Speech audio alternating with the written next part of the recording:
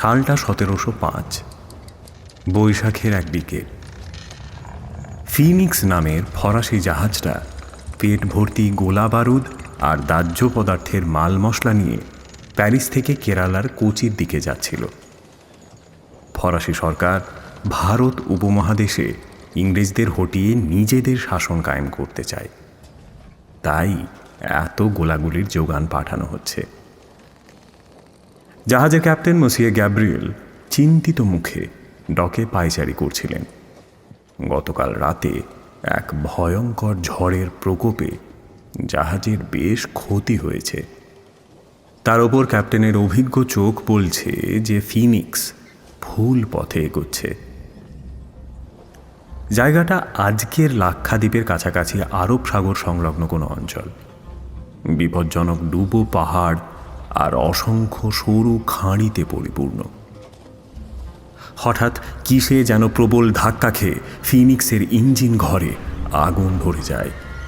প্রাণ বাঁচাতে মাঝি মাল্লা খালাসির দল জাহাজ থেকে জলে ঝাঁপিয়ে পড়ে। সবার সাথে গ্যাব্রিয়েলও এক টুকরো কাঠ সম্বল করে ভেসে পড়েন আরব সাগরের বুকে। 11 দিন পর লাক্ষাদ্বীপের উপকূলে এক স্থানীয় জেলে মৃতপ্রায় অবস্থায় তাকে উদ্ধার করে।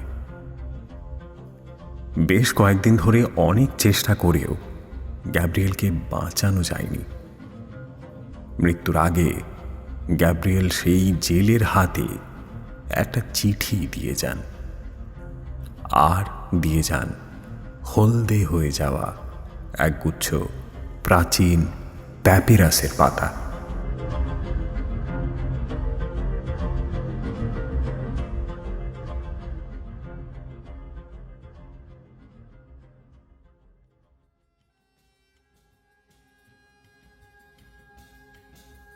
ইকো ফ্রেন্ডলি প্রোডাকশনে আজ আপনার জন্য এক শতাব্দী প্রাচীন ভয়াল অভিশাপের কাহিনী। দীপাশ্রী সাঁতরার কলমে অভিশপ্ত প্যাপিরাস।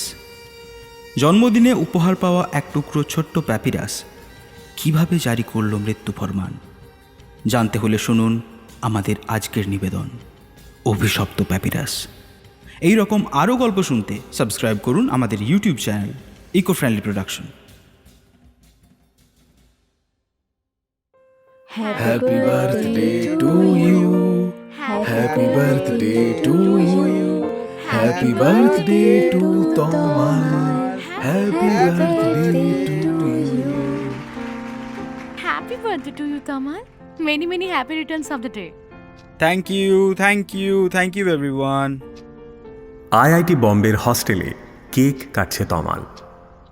সাথে তার 4 বন্ধু নিয়ন, রাকা, গুরনুর আর আদিদেব। তমালের বন্ধুদের মধ্যে রাকা বাদে সবাই অবাঙালি। নিয়ন বোরো, আসামিজ, গুরনুর আহুজা, পাঞ্জাবি শিখ, আর আদিদেব মেনন মালয়ালি। এরা প্রত্যেকেই আইআইটিতে পিএইচডি করছে। কেক নিয়ে এক প্রস্থ মারামারির পর গিফট দেওয়ার পালা। নিয়ন বলল, এই যে মিস চুরমুর, শুনেছি পাঞ্জাবিরা খুব দিলদরিয়া হয়, তা আজকে ডিনারটা তুই স্পন্সর কর না রে। নিদেন পক্ষে 1 প্লেট চিকেন টিক্কা অর্ডার দে। ফর্সা গোলগাল ছোট খাটো চেহারার গুরনুরকে এরা সবাই চুরমুর বলে খেপায়। বেচারি চুরমুর কি জিনিস বোঝে না, তাই বেশি রাখতেও পারে না। এদের মধ্যে আদিদেব সবচেয়ে শান্ত। সে মুচকি হেসে রংচঙে মোড়কে মোড়া একটা গিফট তমালের হাতে দিয়ে বলে, খুলে দেখ, তোর সবচেয়ে পছন্দের জিনিস আছে এতে। তমাল একেবারে বইয়ের পোকা।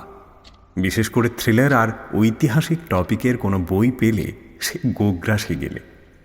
গিফটের মোড়ক খুলে সে আনন্দে আত্মহারা হয়ে আদিকে জড়িয়ে ধরে লাফাতে লাগল।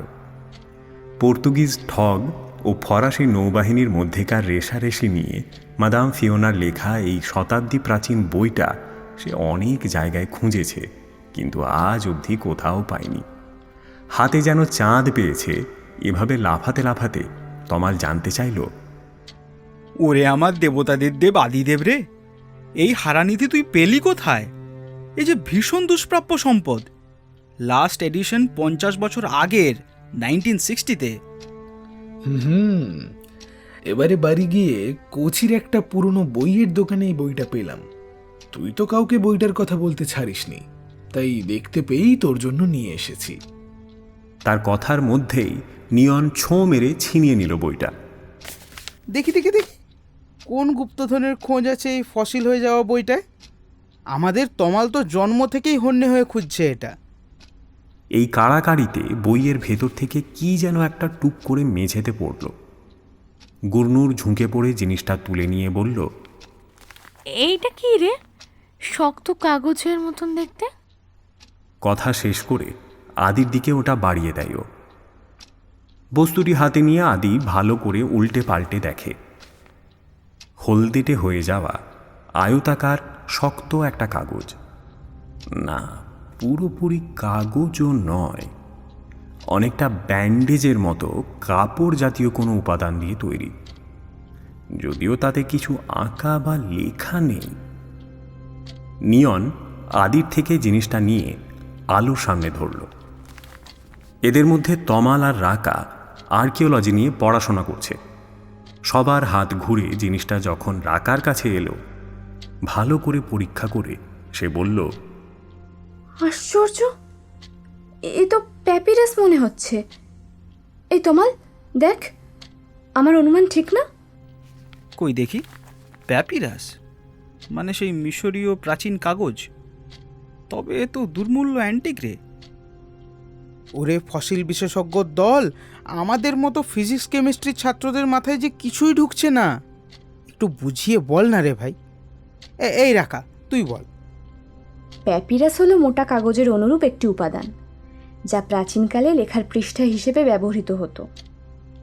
মিশরেই প্রথমের ব্যবহার হয়েছিল বলে জানা যায়। সাইপেরাস প্যাপিরাস নামক জলজ উদ্ভিদ থেকে এটি তৈরি হতো। বহুকাল আগে নীল নদের বদ্বীপ জুড়ে এই গাছের প্রাচুর্য ছিল। কিন্তু সাধারণত প্যাপিরাসের পাতায় মিশরীয় হরফে কিছু লেখা থাকার কথা, কিন্তু এই কাগজটা তো একদম খালি। এটা তো মিলছে না। বাদ দে তমাল, প্যাপিরাস না ছাই, কোথাকার কোন আজে বাজে কাগজ। মিশরের প্যাপিরাস হলে এলেবেলে জায়গায় পড়ে থাকতো না। এতদিনে কোনো ঝাঁ চকচকে মিউজিয়াম বা কোটি কোটি টাকায় বিক্রি হয়ে যেত বড় লোকের শখের সংগ্রহশালায়। এই মহার্ঘ বস্তুটি কোচির পুরনো দোকান ঘরে ঝুলে ঢাকা আলমারিতে পড়ে থাকতো না। আমি বলছি ফেলে দে এটা। এই সাদা চুরমুর, আমার গিটারটা আনতো। রাকা ডার্লিংয়ের জন্য একটা গান ভাজি। যদি দেবী প্রসন্ন হয়ে এই বেড়াল মুখ তমালটাকে ছেড়ে আমার দিকে কাক চক্ষু মেলে তাকায়। রাকা নিয়নের পিঠে গুম গুম করে কয়েকটা কিল বসিয়ে দেয়। দেখ, বাঁদর একটা, শিম্পাঞ্জির ভাইরা ভাই, সব সময় বাজে কথা না। ঠিক বলেছিস, বাঁদর কোথাকার। মুখে স্বীকার না করলেও ওরা সবাই জানে তমালের ওপর রাকার বেশ ভালো রকমের চাপ আছে। ইতিমধ্যে গুরনুরের অর্ডার করা খাবার এসে গেছে। তমাল কাগজটাকে একটা বইয়ের ভাঁজে রেখে বন্ধুদের সাথে খেতে বসে যায়। তালে গোলে একসময় প্যাপিরাসের কথাটা ভুলেই যায় সবাই। ঠিক সেই সময় পূর্ণিমা রাতের চাঁদের আলোটা আরও একটু উজ্জ্বল হয়ে আছড়ে পড়ে কয়েকশো কিলোমিটার দূরে আরব সাগরের বুকে মাথা উঁচু করে দাঁড়িয়ে থাকা এক আধা নিমজ্জিত পিরামিডের গায়ে।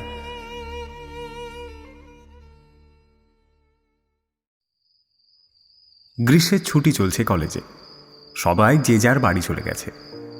কয়েকদিন হলো গুরনুরও ওদের গ্রামের বাড়িতে এসেছে। এই বাড়িতে বৃদ্ধা দাদি আর চাচা চাচি থাকেন তার। বাবা মা চণ্ডীগড়ে ফিরে গেছেন গতকাল। গুরনুরও চলে যাবে আরও 2-3 দিন থেকে। এখানে সবাই বেশ তাড়াতাড়ি রাতের খাওয়া দাওয়া সেরে নিয়ে শুয়ে পড়ে। গুরনুরের একা ভয় লাগে বলে চাচার 13 বছরের মেয়ে প্রীত রাতে ওর সাথে শোয়। পাঞ্জাবে এই সময় ভীষণ গরম পড়ে। এই গণ্ড গ্রামে ইলেকট্রিসিটিও এখনো পৌঁছয়নি, তাই বাড়িতে কোনো এসি বা ফ্যান নেই। দুই বোনে অনেকক্ষণ ধরে বকবক করেও যখন গরমে ঘুম আসে না, প্রীত তখন ছাদে গিয়ে হাওয়া খাওয়ার বায়না জোড়ে। যদিও রাতে ছাদে যেতে বড়দের কড়া নিষেধ আছে, তবু ছোট্ট বোনের বায়না থামাতে হাতে টিমটিমে লণ্ঠনটা নিয়ে দুজন ছাদের সিঁড়ি বেয়ে ওপরে ওঠে। গ্রামের একদম শেষ প্রান্তে বিশাল বড় এই জমিদার বাড়িটা অনেকটা জায়গা জুড়ে বিস্তৃত। এতটাই বড় বাড়িটা যে রাতে ছাদের এ মাথা ও মাথা দেখা যায় না। দূর দিগন্তে যেদিকেই চোখ যায় শুধু ভুট্টা আর গমের সোনালি ক্ষেত। আকাশ ভরা জ্যোৎস্না আর পূর্ণিমার চাঁদের বাঁধ ভাঙা হাসি দেখে গুরনুরের মনটা জুড়িয়ে যায়। ঠান্ডা ঠান্ডা হাওয়া বইছে খোলা ছাদে। তন্ময় হয়ে ক্ষেতের দিকে তাকিয়েছিল গুরনুর। হঠাৎ ক্ষেতের মধ্যে থেকে কি যেন একটা নড়ে চড়ে ওঠে। একটু ভয় পেয়ে পেছনে বোনকে ডাকেও। এই প্রীত, ওখানে কি রে? নড়ছে যেন। কিন্তু এ কি, প্রীত কোথায়? লণ্ঠনের আলোটা কয়েক হাত দূরে গিয়েই ম্লান হয়ে গেছে। সেই আলোয় প্রীতকে দেখতে পায় না গুরনুর। এদিকে নিচে ভুট্টা ক্ষেতের মধ্যে একটা আলোড়ন উঠেছে। সেখান থেকে কে যেন আকুল স্বরে ডাকছে, গুরদিদি, আমায় বাঁচাও, আমি এখানে। রেগে গিয়ে চিৎকার করে ওঠে গুরনুর। প্রীত, তুই কোথায়? আমি জানি তুই লুকিয়ে আছিস। ভালো চাস তো এক্ষুনি বেরিয়ে আয়। কিছুক্ষণ সব চুপচাপ। তারপর ছাদের অপর প্রান্ত থেকে প্রীতের মিষ্টি গলা ভেসে আসে। আমি তো এখানে গুরদিদি। কোথায় খুঁজছো আমায়? আমি এখানে। এসো, এসে আমায় ধরে ফেলো। দাঁড়া, তোকে দেখাচ্ছি মজা। ডাকছি চাচা চাচিকে। তোকে যদি মার না খাইয়েছি না। পরক্ষণেই গুরনুরের মনে পড়ে যায় যে আজ বাড়িতে কেউ নেই। পাশের গ্রামে কি একটা পুজো চলছে। পাড়া শুদ্ধ নারী পুরুষের দল সেখানে গেছে। দাদি একা থাকবে, তাই ওরা দু বোন বাড়িতেই রয়ে গেছে। চাচি বলেছে ফিরতে রাত হবে। গুরনুর ওর দিকে দৌড়ে যেতেই চাঁদের আবছা আলোয় প্রীতের চেহারাটা ছাদের কোণে একবার ভেসে উঠেই মিলিয়ে যায়। আবার ক্ষেতের দিক থেকে ডাক আসে, এদিকে এসো গুরদিদি, আমি এখানে। আলোড়নটা এবার বেশ কাছে এগিয়ে এসেছে। ডাকটা এখন আরও পরিষ্কার। কিন্তু এমন বিকৃত ঘরে গলার স্বর তো প্রীতের হতে পারে না। তাড়াতাড়ি ছাদ থেকে নেমে দাদির ঘরের দরজা ধাক্কায় গুরনুর। কেউ দরজা খোলে না। আতঙ্কে উত্তেজনায় গুরনুর ভুলেই গেছে যে বয়সজনিত কারণে দাদির রাতে ভালো ঘুম হয় না, তাই আফিম খেয়ে ঘুমোনো তার পুরনো অভ্যেস। কিন্তু দাদির ঘরের দরজা তো ভেতর থেকে বন্ধ থাকার কথা নয়। কে বন্ধ করলো তাহলে? এবার ঘরে সেই আওয়াজটা আসছে এই ঘরের ভেতর থেকে। একটা ঠান্ডা হিমেল স্রোত শিরদাঁড়া বেয়ে নিচে নামতে থাকে। গুরনুর জানে এই পাশবিক আওয়াজ প্রীতের হতেই পারে না। দৌড়ে নিজের ঘরে গিয়ে দরজা লাগিয়ে খাটে বসে কাঁপতে থাকে ও। বাইরের দালানে কেউ যেন পা ঘষে ঘষে পায়চারি করছে। দম বন্ধ করে চুপ করে বসে থাকে গুরনুর। কিছুক্ষণ পরে আওয়াজটা মিলিয়ে যেতেই ধরে প্রাণ আসে ওর। কিন্তু প্রীত কোথায় গেল? সে কি কোনো বিপদে পড়েছে? না না, এভাবে হাত পা গুটিয়ে বসে থাকলে প্রীতের বড় কোনো ক্ষতি না হয়ে যায়। সে তার আদরের ছোট বোনকে এভাবে বিপদের মুখে ফেলে ঘরে দৌড়েটে বসে থাকবে? মনের সব সাহস একত্রিত করে সন্তর্পণে দরজা খুলে এদিক ওদিক দেখে বাইরে আসে গুরনুর। কোনো রকমে পা টিপে টিপে দালান পেরিয়ে উঠোনের সদর দরজাটা খুলে লণ্ঠন হাতে ক্ষেতের দিকে এগিয়ে যায় সে। পথে একটা শাবল পেয়ে সেটাকেই শক্ত হাতে ধরে ভুট্টা ক্ষেতের আল বরাবর হাঁটতে থাকে। এদিকে এসো গুরদিদি, আমি এখানে। সেই আওয়াজ অনুসরণ করে গুরনুর ক্ষেত ভর্তি ভুট্টার জঙ্গলে ঢুকে পড়ে। পরদিন সকালে গুরনুরদের শোবার ঘরের মেঝেতে খাটের নিচে বেহুঁশ হয়ে পড়ে থাকতে দেখা যায় প্রীতকে। গুরনুরকে খুঁজে পাওয়া যায় না। তার অন্তর্ধানের খবর পেয়ে 4 বন্ধু তড়ি ঘড়ি পাঞ্জাবে এসে পৌঁছায়। 1 সপ্তাহ হয়ে গেছে, কিন্তু পুলিশ এখনো রহস্যের কোনো সমাধান করতে পারেনি। প্রীত জবানবন্দি দিয়েছে যে সেই রাতে ও গুরনুরের সাথে ছাদে যাচ্ছিল বটে, কিন্তু অর্ধেক সিঁড়ি ওঠার পর কি মনে হতে ও তড়িঘড়ি নিচে নেমে আসে।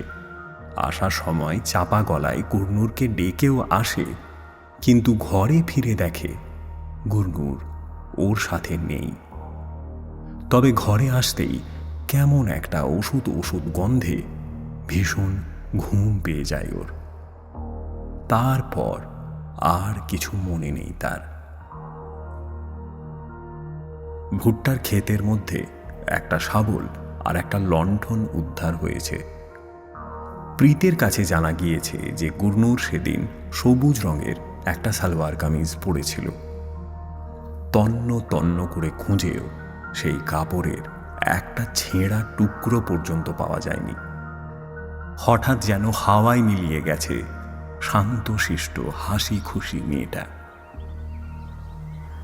রাকা অনেকক্ষণ ধরে একটা ভুট্টা গাছের দিকে এক দৃষ্টি চেয়েছিল। ওই জায়গাটা থেকেই শাবলটা উদ্ধার হয়েছে। আদিদেব, নিয়ন আর তমালও দাঁড়িয়েছিল সেখানে। ম্রিয়মান গলায় নিয়ন বলল, কি দেখছিস ওখানে? আমাদের গুরনুর কোথায় গেল বলতো? ও কিন্তু এরকম লুকোচুরি খেলার মেয়ে নয়। ওকে যদি সত্যি খুঁজে না পাওয়া যায়, আমি কার সাথে চুরমুর বলে মজা করব বল? একটা জিনিস লক্ষ্য করেছিস? আশেপাশের সব গাছগুলোয় পাকা সোনালি রং ধরেছে, শুধু এই গাছটা এরকম সবজি কেন বলতো? এই সিরিয়াস সময়ে গাছগাছলা নিয়ে গবেষণা না করলেই নয়। আমাদের এখন এটা ভাবা উচিত যে গুরনুর কোথায় কোথায় যেতে পারে। আজ আবহাওয়া ভীষণ গুমোট। সারা ক্ষেত জুড়ে হাওয়ার লেশ মাত্র নেই। ভুট্টার ক্ষেত ছাড়িয়ে ওরা গ্রামের দিকে এগোয়। ওরা দেখতেও পায় না সবুজ ভুট্টা গাছটা এই স্তব্ধ বাতাসহীন পরিবেশেও একটু যেন জোরেই নড়ে উঠল।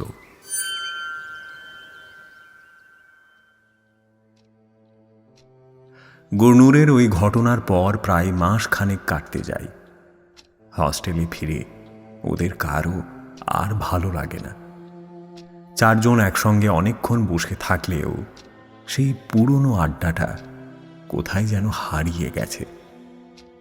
কিন্তু প্রকৃতির নিয়মে জীবন এগিয়ে চলে আপন খেয়ালে।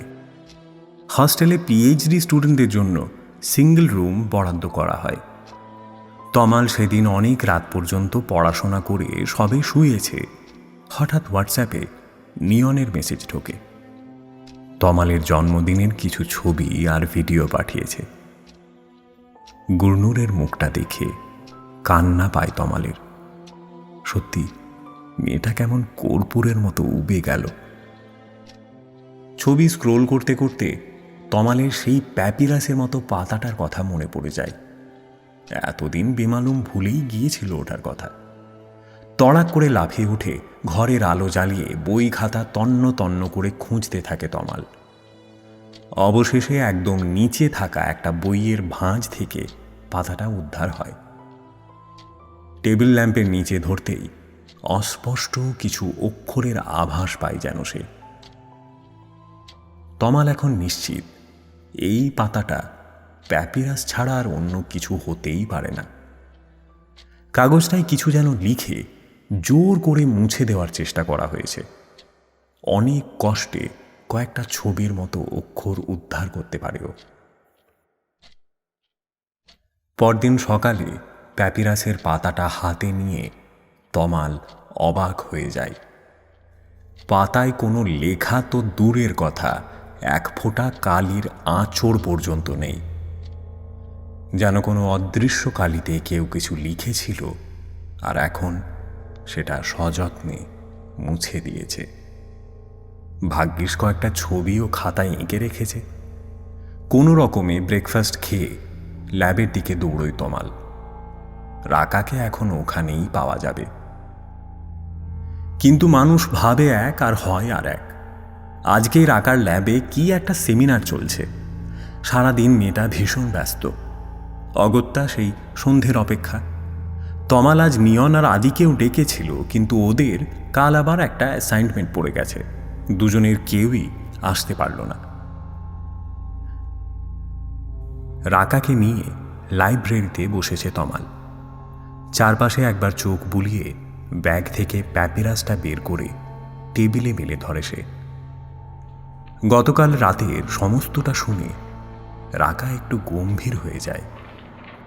কই দেখি, তুই কি কি অক্ষর কপি করতে পেরেছিস? এই যে নে দেখ। মাটি, সুন্দর, পৃথিবী, দেবতার কৃপা। এগুলো কি? সেটা বুঝতে পারলে তো হয়েই যেত। এগুলো যদি সত্যি প্যাপিরাসে লেখা হয়ে থাকে তাহলে বুঝতে হবে এই প্যাপিরাস কোনো সাধারণ প্যাপিরাস নয়। তুই একটু সাবধানে থাকিস তমাল। আমিও রাতে কিছু বই ঘেটে দেখি শব্দগুলো কিসের ইঙ্গিত দিচ্ছে। আজ আবার এক পূর্ণিমার মন ভোলানো রাত। আদিদেবের কেন জানে না ঘুম আসছে না আজ। কালকের অ্যাসাইনমেন্টের টেনশন নাকি অন্য একটা অস্বস্তি, কিছু বুঝতে পারছে না। হঠাৎ দরজায় মৃদু খটখট। চাপা গলায় নিয়ন ডাকছে ওকে। আদি, এই আদি, আদি, আদি। নিয়নের রুমটা এই ফ্লোরে একদম কোণের দিকে। আদি দরজা খুলে দিতেই হুড়মুড়িয়ে ঘরে ঢুকে দরজা বন্ধ করে দিল নিয়ন। এই গরমেও তার মাথা থেকে পা অবধি চাদরে মোড়া। ভারী অবাক হয়ে আদি বলে, কিরে, কি হয়েছে তোর? জ্বর টর বাঁধালি নাকি? নিয়ন কোনো উত্তর দেয় না। স্থির হয়ে খাটের এক কোণে বসে হাত দিয়ে বিছানার চাদরটাকে সে গোটাতে থাকে। ভারী অবাক হয় আদি। নিয়ন এরকম তো করে না কখনো। সারাক্ষণ হৈ হৈ করে মাতিয়ে রাখে সবাইকে। হ্যাঁ, অবশ্য গুরনুরের অন্তর্ধানের পর থেকেই ভীষণ চুপচাপ হয়ে গেছে ছেলেটা। আদি কিছু একটা বলতে যাবে, তখনই ঝপ করে লোডশেডিং হয়ে যায়। মোবাইলটায় ফ্ল্যাশ জেলে একটা মোমবাতি ধরায় আদি। ঘরে এখন আবছা আলো ছায়া খেলা করছে। এবার আদি বিছানার দিকে মুখ ফেরায়। নিয়ন এখনো স্থির হয়ে একভাবে বসে আছে। পাশে বিছানার চাদরটা গুটিয়ে দলা পাকানো। হঠাৎ আদিদেবের ফোনটা বেজে ওঠে। আদি বিস্ময়ে হতবাক হয়ে দেখে নিয়ন নিজের রুম থেকে তাকে ভিডিও কল করছে। কাঁপা কাঁপা হাতে ফোনটা ধরতেই কনফারেন্সে ওর 3 বন্ধুর মুখ ভেসে ওঠে স্ক্রিনে। আশ্চর্য, নিয়ন যদি ওর নিজের ঘরেই থাকে, তাহলে এটা কে যে এখনো আদির বিছানায় স্থির হয়ে বসে আছে? আর একটা জিনিস দেখেও অবাক হয় আদিদেব। রাকা, তমাল, নিয়ন প্রত্যেকের ঘরেই কারেন্ট আছে, তাহলে শুধু ওর ঘরে লোডশেডিং হলো কি করে? তমাল বলে চলেছে, আদি, ফর গড সেক, আজ রাতে কোনো কারণেই তুই দরজা খুলবি না, কারোর কথা শুনবি না, কারোর ডাকে সাড়া দিবি না। নিয়ন এখনই তোর কাছে যাচ্ছে, ও ঠিক 4 বার টোকা দেবে তোর দরজায়, তবেই দরজা খুলবি। আদি, শুনতে পাচ্ছিস? আদি, আদি, তোর সামনে বিপদ, আদি। কথা শেষ হয় না, ফোনটা কেটে যায়। ভয়ে ভয়ে সামনে তাকিয়ে আদি দেখে ঘাড় নিচু করে কি একটা মন্ত্র বিড়বিড় করছে চাদরে ঢাকা সেই ছায়া মূর্তি। কয়েক মুহূর্ত পরেই মাথার আবরণ খসিয়ে সরাসরি তার দিকে তাকায় সেই মূর্তি। বিস্ফারিত চোখে আদি দেখে নিয়নের সেই মুখ ধীরে ধীরে বদলে যাচ্ছে। চোখ দুটো মরা মানুষের মতো ফ্যাকাশে হয়ে গেছে, মুখ ঢাকা পড়েছে সাদা কাপড়ে। প্রাণের সমস্ত সাহস এক জায়গায় জড়ো করে এক পা করে দরজার কাছে সরে আসে আদি। ছিটকিনি খুলে তাকে এক্ষুনি পালাতে হবে, কিন্তু এ কি? তার শরীর এরকম অসাড় হয়ে যাচ্ছে কেন? কোনো এক অমোঘ টানে এক চুলও নড়তে পারছে না সে। এক অজানা আশঙ্কায় কপাল বেয়ে কয়েক ফোঁটা শ্বেত বিন্দু গড়িয়ে পড়ে মাটিতে। কে তুমি? কি চাও আমার কাছে? কেন এসেছো? আমি তো কারুর কোনো ক্ষতি করিনি। ছেড়ে দাও, ছেড়ে দাও, আমায় আমায় আমায় যেতে দাও। গায়ের চাদরটা সরিয়ে আস্তে আস্তে প্রকট হয় একটা ছায়া মূর্তি। মোমবাতির কাঁপা কাঁপা আলোয় দেখা যায় সেটার সমস্ত শরীর ব্যান্ডেজ দিয়ে মোড়া। ঘাড়টা কাত হয়ে ঝুলে পড়েছে একদিকে, ঠিক যেন কোনো অভিশপ্ত পিরামিডের গুপ্ত কবর থেকে এইমাত্র উঠে এসেছে কোনো অশরীরী মমি। সারা ঘর কটু ওষুধের গন্ধে ম ম করছে। মমিটার হাত পাগুলো অসম্ভব রকমের সরু আর লিকলিকে। সেই হাতে ফাঁসির দড়ির মতো পাকানো আদির বিছানার চাদর। ভয়ে আদির মুখ দিয়ে একটা গোঙানির মতো শব্দ বের হয়।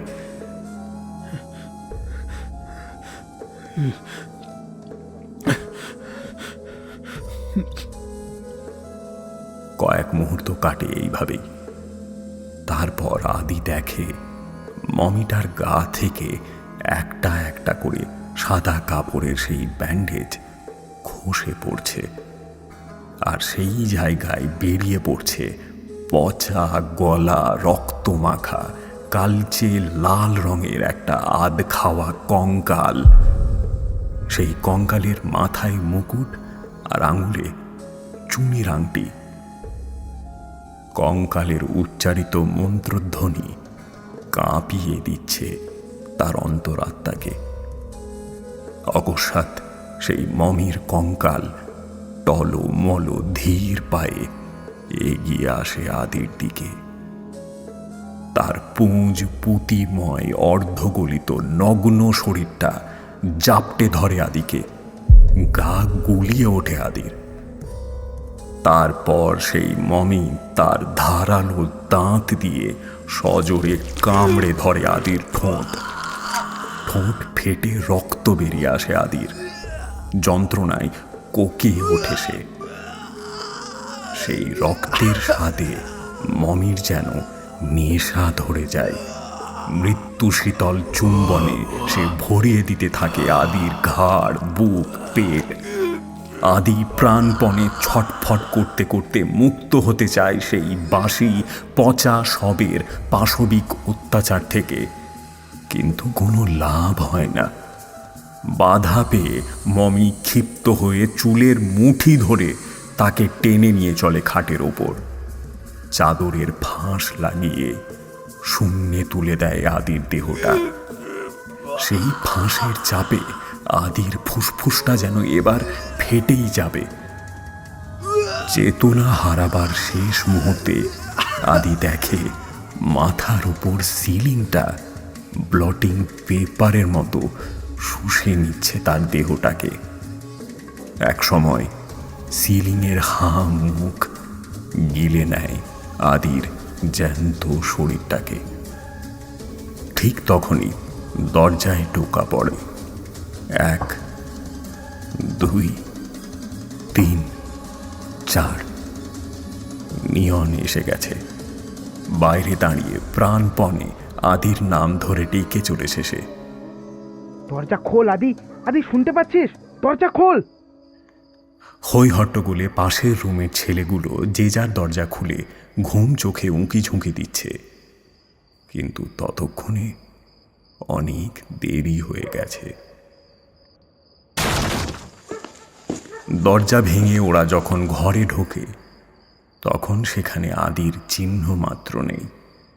আদির ফোনটা পড়ে আছে টেবিলের কোণে।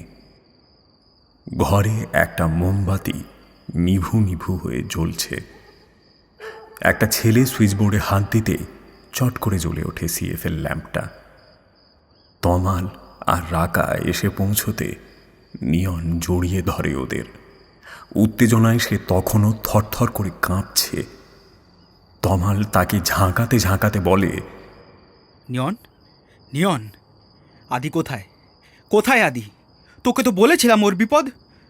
কোথায় আদি? কোথায় নিয়ন? নিয়ন। কথার মাঝেই মেঝেতে বসে পড়ে তমাল। আমরা বড় দেরি করে ফেললাম রে রাকা, বড় দেরি করে ফেললাম। ওই শয়তানটা আরও একজনকে নিয়ে গেল। কিচ্ছু করতে পারলাম না, বাঁচাতে পারলাম না আদিকে, পারলাম না বাঁচাতে। অবাক হয়ে ওরা দেখে শুধু বিছানার চাদরটা কোনো এক অদ্ভুত উপায়ে, কোনো অবলম্বন ছাড়াই সিলিংয়ে ফাঁস দিয়ে শূন্যে দোল খাচ্ছে। সেটা অবশ্য কয়েক মিনিট পরে আপনা থেকেই নিচে খসে পড়ে যায়। তমাল আর রাকা সেদিকে তাকিয়ে দেখে যে সাদা সিলিংয়ে যেন একটা নীলচে ছোপ মতন পড়েছে। এটা তো আগে ছিল না। ভীষণ আতঙ্কে রাকার বাক রুদ্ধ হয়ে যায়। কোনো এক দুর্লঙ্ঘ অভিশাপ যেন ওদের পিছু ধাওয়া করেছে। তমাল বিড়বিড় করে বলে, আমরা যখন ভিডিও কল করেছিলাম আদি কি তখন নীল রঙের টি শার্ট পরেছিল? কেউ খেয়াল করেছিলি? তমালের ইঙ্গিতটা ধরতে পেরে রাকা অবাক বিস্ময়ে তাকিয়ে থাকে সিলিংয়ের দিকে। গুরনুরের অন্তর্ধানের সাথে কি অদ্ভুত উপায়ে মিলিয়ে যাচ্ছে আদির এই অকস্মাৎ অলৌকিকভাবে নিখোঁজ হয়ে যাওয়া। তখনই দূরে আরব সাগরের বুকে জেগে ওঠা সেই পিরামিড পূর্ণ চন্দ্রালোকে ভিজে অধীর আগ্রহে জাল বুনে চলেছে তার পরের শিকারের।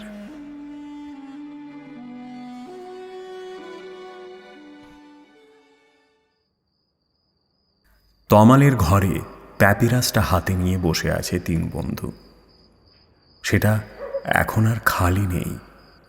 কোনো কালচে লাল তরল দিয়ে টাটকা কিছু অক্ষর লেখা হয়েছে ওটার উপর। নিয়ন এখনো কিছু বুঝে উঠতে পারছে না। গতকাল মাঝরাতে তমালের ফোনটা আসার পর থেকে এখনো পর্যন্ত যা যা ঘটে চলেছে তার কোনো ব্যাখ্যা নেই তার কাছে। মরণ আমাদের পিছু নিয়েছে নিয়ন। তাকে এড়ানোর পথ খুঁজে বার করতে হবে। হয়তো প্রতি পূর্ণিমা রাতে সে এসে এক এক করে শেষ করে দেবে আমাদের। তমাল এতক্ষণ ধরে ওর জন্মদিনের ভিডিওগুলো বারবার দেখছিল। গতকাল রাতে রাকার অনুমানটা মিথ্যে প্রমাণ করবার প্রাণপণ চেষ্টা চালাচ্ছে ও, কিন্তু কিছুতেই যেন কোনো ফাঁক খুঁজে পাচ্ছে না। রাকার হিসেব মতো সামনের পূর্ণিমায় বলি হতে চলেছে নিয়ন, তারপর রাকা, আর শেষে সে নিজে। নিয়ন ফ্যাল ফ্যাল করে তাকিয়ে থাকে ওদের দিকে। ওর মুখটা শুকিয়ে কালো হয়ে গেছে। আদি আর গুরনুরের এই অকস্মাৎ কর্পূরের মতো উবে যাওয়ার কোনো কারণ সে খুঁজে পাচ্ছে না। তমাল নিয়নের একটু কাছে সরে এসে বলে, নিয়ন ভাই, তোকে কিন্তু সাবধানে থাকতে হবে এবার। আজ থেকে রাতে তুই আমার ঘরে শুবি, আমি সব সময় তোর সাথে থাকবো। না না তমাল, এভাবে হবে না। আমার অনুমান যদি ঠিক হয়, আমরা এক ভয়ঙ্কর অভিশপ্ত শয়তানের পাল্লায় পড়েছি। সেই শয়তান আদি আর গুরনুরকে নিয়ে গেছে। আমার ধারণা ওই অশরীরী শক্তির অনেক অলৌকিক ক্ষমতা। আমরা কোনোভাবেই তার সাথে এঁটে উঠব না। ওকে প্রতিহত করার একমাত্র উপায় হচ্ছে সামনের পূর্ণিমার আগেই এই শয়তানের উৎসের খোঁজ করে তাকে সমূলে বিনষ্ট করা। তখন থেকে কি সব যা তা বলে যাচ্ছিস তোরা? আমায় কি তোরা বলবি ঠিক তোদের মাথায় কি চলছে? আমি আর পারছি না, সত্যি বলছি, আমি আর পারছি না এর থেকে। প্যাপিরাসের পাতাটা ভালো করে দেখ নিয়ন। ওতে যে সংকেতগুলো ফুটে উঠেছে সেগুলো দুদিন আগে অবধি ছিল না। হায়ারোগ্লিফে লেখা এই অক্ষরগুলো প্রাচীন মিশরে ব্যবহার করা হতো। কোনো অদৃশ্য শক্তি প্রতিবারে নিঃশব্দে হানা দিয়ে এক সেট নতুন শব্দ লিখে রেখে যায় এই প্যাপিরাসে। প্রতিবারে মানে? এর আগেও কিছু লেখা হয়েছিল নাকি? আমার ধারণা গুরনুর হারিয়ে যাওয়ার আগে ঠিক এভাবেই লেখা হয়েছিল। মাটি, পৃথিবী, সুন্দর, দেবতার কৃপা, এগুলো সবই গুরনুরের অন্তর্ধানের সাথে সম্পর্কিত। অনেকদিন আগে গুরনুরকে আমি কথার ছলে জিজ্ঞেস করেছিলাম ওর এই খটমটো নামের মানে কি। গুরনুর মানে হলো সুন্দর অথবা দেবতার কৃপা। আমাদের গুরনুরকে এই মাটি শুষে নিয়েছে রে। পঞ্চভূতের এক ভূত এই মাটিতে গুরনুরের আত্মা কয়েদ হয়ে পড়েছে, ঠিক যেভাবে আদির আত্মা বন্দী হয়েছে শূন্যে, অন্তরিক্ষে। এই দেখ নিয়ন, প্যাপিরাসটা দুদিন আগে অবধি খালি ছিল, আর এখন কালচে লাল এই অক্ষরগুলো ফুটে উঠেছে এর ওপর। আদির গায়েব হওয়ার রাতে আমি প্রথম এটা আবিষ্কার করি। সাথে সাথে ছবি তুলে রাকাকে পাঠাই। রাকা বলে ওতে লেখা আছে শূন্য, অন্তরিক্ষ, দেবাদিদেব, ফাঁস। দেবাদিদেবকে একটু এদিক ওদিক করলে পাওয়া যায় আদিদেব। তার মানে আদির মৃত্যু ফরমান জারি হয়েছিল এই প্যাপিরাসে। আমরা জানি মৃত্যুর সাথে সাথে আমাদের দেহ পঞ্চভূতে বিলীন হয়ে যায়। হিন্দু মতে প্রকৃতির সেই 5টা উপাদান দিয়েই সমস্ত জীবকুল নির্মিত হয়েছে। সেই পঞ্চভূত হল মাটি, আগুন, জল, বায়ু ও অন্তরিক্ষ। গুরনুর ভুট্টা খেতে গিয়ে নিখোঁজ হয়েছে। রাকার অনুমান যদি ঠিক হয়, ওই সবজি ভুট্টা গাছের তলার মাটিতেই তার আত্মা বাঁধা পড়ে আছে। আদির দেহ ফাঁসিতে ঝুলে শূন্যে মিলিয়ে গেছে, মানে অন্তরিক্ষে আটকা পড়েছে ওর আত্মা। বাকি আছে আগুন, জল আর বায়ু, আর আমরা 3 জন। আমাদের মৃত্যু কোথা দিয়ে কিভাবে আসবে কেউ জানি না, কিন্তু নিয়ন, এরপর তোর বিপদের সম্ভাবনা প্রবল। এটা তুই কিভাবে বলছিস? আর কেনই বা শুধু আমাদের 5 জনের পিছনে ওই শয়তান ধাওয়া করছে? আমার জন্মদিনের এই ভিডিওটা দেখ, তোর ফোনেই সব রেকর্ড হয়েছে। প্যাপিরাসের পাতাটা মেঝেতে পড়ার পর প্রথম গুরনুর ওটা ছুঁয়েছিল, তারপর পর্যায়ক্রমে আদি, তুই, রাকা আর সবশেষে আমি। এই অভিশপ্ত প্যাপিরাস এই ক্রমেই আমাদের মৃত্যুর দিকে টেনে নিয়ে যাচ্ছে। তাহলে উপায় এখন কি করণীয়? হাত পা গুটিয়ে এভাবে বসে থাকলে তো ওই শয়তান আমাদের সবাইকে একে একে নিজের ভোগে টেনে নেবে। মারা পড়বো আমরা সবাই। উপায় আমি একটা ভেবেছি, কিন্তু সেটা কতটা কার্যকরী হবে জানি না।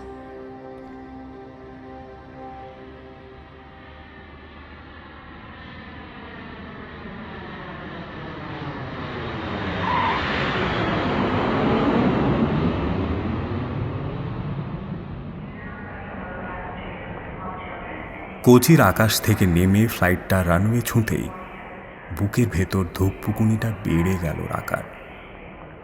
ওর পরিকল্পনা মতো 3 বন্ধু আদির বাড়িতে উপস্থিত হয়েছে। আদির মা বাবার মুখের দিকে তাকাতে পারছে না ওরা। কোনো এক অলীক বিশ্বাসে ওনাদের ধারণা যে আদিকে ঠিক খুঁজে পাওয়া যাবেই। সেই বিশ্বাসটুকু আঁকড়ে দিন কাটাচ্ছে আদিদেবের পরিবার। আদির পাড়ায় পুরনো বইয়ের দোকানটা খুঁজতে বেশি বেগ পেতে হলো না তাদের। দোকানটা আকারে ছোট হলেও হরেক মালে ঠাসা। বেশিরভাগই অবশ্য হাল ফ্যাশনের ঝকঝকে নতুন বই। দোকানদার ভদ্রলোকটি বেশ অমায়িক। মাদাম ফিওনার বইটা ওনাকে দেখিয়ে তমাল জিজ্ঞেস করল, আচ্ছা দাদা, এই মাস 3 আগে আমাদের বয়সে একটি ছেলে আপনার দোকান থেকে এই বইটা কিনে নিয়ে গেছিল। বইটা বহু পুরনো আর দুষ্প্রাপ্য। আপনার কি মনে আছে আপনি এটা কোথা থেকে পেয়েছিলেন, বা কেউ কি আপনাকে এটা বিক্রি করে গেছিল? ভদ্রলোক অনেকক্ষণ ধরে কি যেন মনে করার চেষ্টা করে প্রমাণ সাইজের একটা লগবুক খুলে ঝুঁকে পড়ে মন দিয়ে কিছু দেখতে লাগলেন। মিনিট 20 পর লগবুকটা বাড়িয়ে ধরে একটি বিশেষ জায়গায় আঙুল দেখিয়ে তিনি বললেন,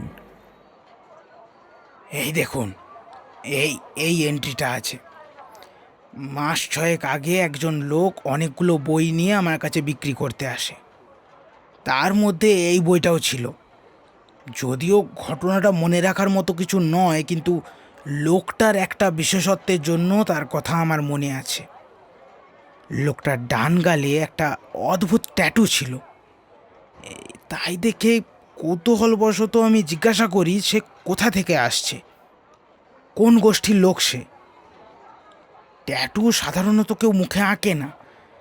লোকটা বলেছিল সে লাক্ষাদ্বীপের সবচেয়ে দক্ষিণের কালপানি আইল্যান্ড থেকে আসছে। কোয়াশ নামক একটা ট্রাইবাল জনজাতির লোক সে। ওদের সমাজে মৃত পিতার বাৎসরিক কাজে সন্তানের গালে এরকম ছবি এঁকে দেওয়া হয়। এক পক্ষকাল পরে সেই ট্যাটু আপনা থেকেই উঠে যায়। এটুকু তথ্যই রাকাদের জন্য যথেষ্ট। কিন্তু ওরা মুশকিলে পড়ল লাক্ষাদ্বীপের পারমিট জোগাড় করতে। লাক্ষাদ্বীপ ও মিনিকয় ভারতীয় পশ্চিম উপকূলে আরব সাগরের কোলে আগ্নেয় শিলা দ্বারা নির্মিত প্রাচীন দ্বীপগুলির মধ্যে অন্যতম। কেন্দ্রশাসিত এই অঞ্চলের বেশিরভাগটাই সাধারণ পর্যটকের ধরাছোঁয়ার বাইরে। বিশেষ করে ওরা যে অংশে যেতে চলেছে সেটিতে প্রবেশের কড়াকড়ি প্রচুর। অনেক কাঠখড় পুড়িয়ে পারমিট জোগাড় করে কোচি থেকে জাহাজে লাক্ষাদ্বীপের উদ্দেশ্যে যেদিন রাকার দল ভেসে পড়ল, সেদিন থেকে আগামী পূর্ণিমা আর মাত্র 1 সপ্তাহ দূরে। 2 দিনের দীর্ঘ জাহাজ যাত্রা শেষে যদিও বা লাক্ষাদ্বীপের মূল ভূখণ্ডে পৌঁছানো গেল, খবর এলো যে এখন কালপানি যাওয়া সম্ভব না। কারণ লাক্ষাদ্বীপ থেকে কালপানি দ্বীপে যাওয়ার ছোট্ট লঞ্চ ছাড়ে সপ্তাহে মাত্র 1 দিন। অপেক্ষা করা ছাড়া উপায় নেই। অবশেষে পূর্ণিমার ঠিক 1 দিন আগে ওরা কালপানি দ্বীপের কোয়াশদের গ্রামে পৌঁছল। কিন্তু গ্রামে পৌঁছলেই তো হলো না, বিশেষ সেই লোকটিকে খুঁজে বের করতে হবে। সমস্যা হলো যে এদের সাথে কথা চালানো যায় না। না এরা রাকাদের ভাষা বুঝতে পারছে, না ওরা এদের। আদি থাকলে হয়তো মালয়ালামে কিছু বোঝাতে পারত।